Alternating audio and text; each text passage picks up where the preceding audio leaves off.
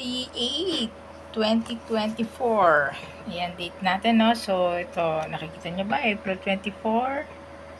Ayan. April 28, Sunday ngayon. Ayan, no? Sunday. Today, no? Time check. 1:05, no? Dinidiscuss ko ngayon, sabay-sabay tayong pupunitin na natin yung mga sirang gamit natin, no? Sirang bag, or sirang, yan, gaya nito, kasi ito, sira na, oh, tingnan mo, oh. Nasa sa'yo kung gusto mo tahiin, pero ako, pupunitin ko na yan, kasi matagal ko na itong napakinabangan, taon na.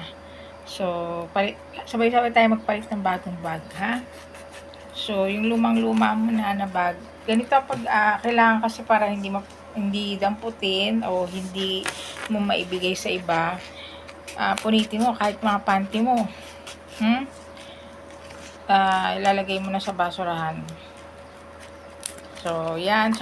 Ito, sample ko lang sa inyo. No? Sinasample lang kita para wala kang ibibigay sa iba. Kasi nagrereklamo sila pati mga bulok mo raw binibigay mo pa. Kung magbibigay ka bago para na-amaze naman yung bibigyan mo. Ito, so lagay na sa disposable. So, yan. So, unti-unti kong iipunin ngayon lahat ng mga sira ko, kahit panty, sirang damit, o sirang etc. Kahit ano pa yan. So, sabay-sabay tayo maglinis, no? Today is April 28. Gaya niyan, butas na siya. O, yan. O, diba? Kahit na tahiin mo pa yung pangit pa rin tingnan eh. So, pag gano'n na yung parang nagigitata na. So, parang sabay-sabay tayo maglinis. Sabay-sabay tayo magpalit ng mga bagong gamit. Okay?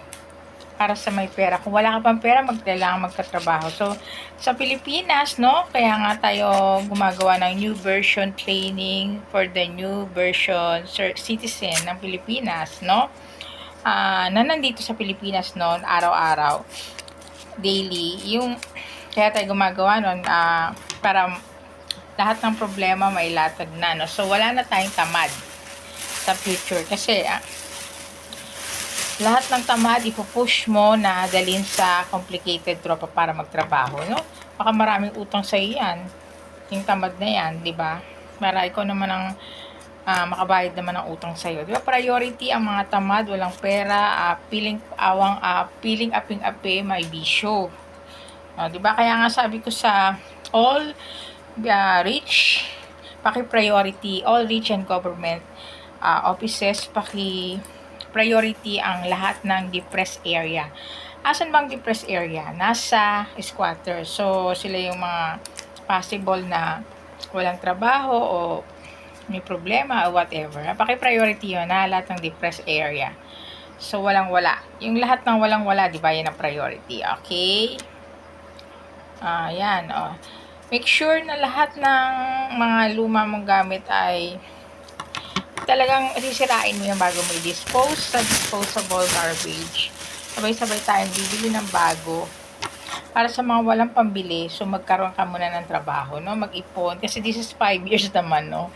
Mag-ipon at kailangan magtrabaho. Kaya nga, to all government na nasa position sa Pilipinas, di ba? Kailangan wala tayong tamad. Kasi nga sa Pilipinas, magsisimula ang pagbabago.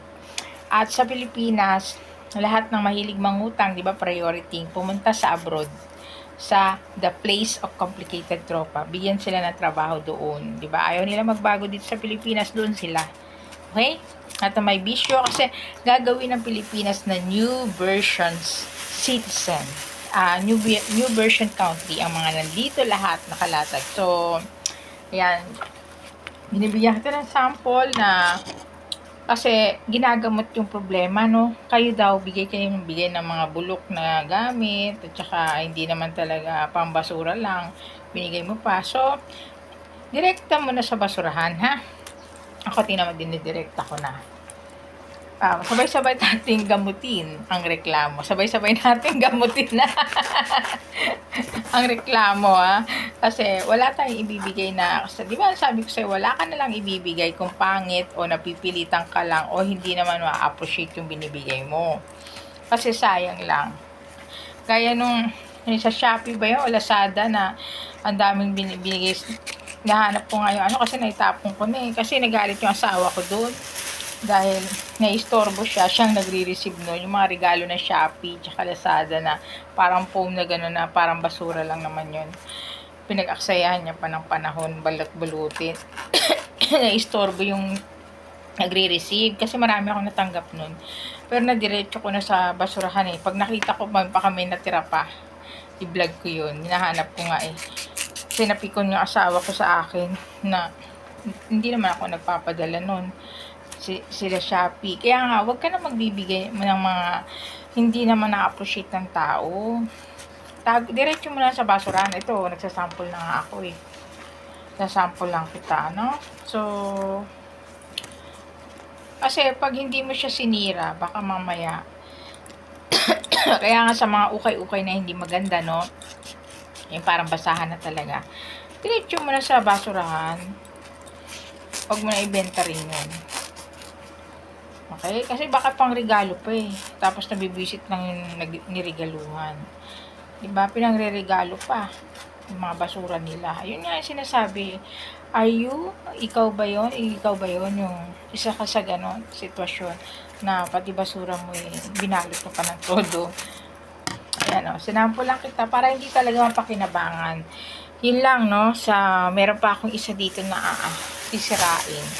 Ito, mukha siya maganda.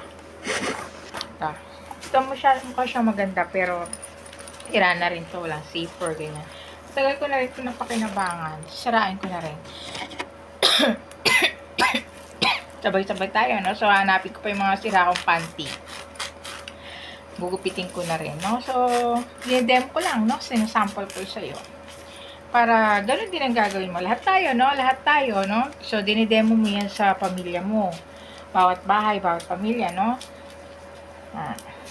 Lalo-lalo na sa complicated, yun ang lagi nagre-regalo ng ano, parang galit sa mundo. Save mo na lang yung pera mo kung bulok lang naman yung binibigay mo. Hindi naman na-appreciate. Sa'yo na lang yun. Ganun lang yun. Kasi nga, sinabi ko na nga sa'yo, kailangan pa nagbibigay ka, total, parang binibigyan mo si Lord. Hindi mo ba alam yun? Now, once na you give na pangit, ang binibigyan mo ng pangit si God. Kasi hindi naman niya na-appreciate yung binibigay mo. Kasi, when you give, it symbolize na kailangan inside the heart, maayos yung puso mo. Kasi ang pagbibigay, ang binibigyan mo si Lord, sa totoo lang, baka hindi mo alam yun. Para bayaran ka ni Lord, may bibigay kang maganda sa tao, na ma-amaze din siya sa bigay mo. Hindi yung ang basura lang pala yung mga bigay mo.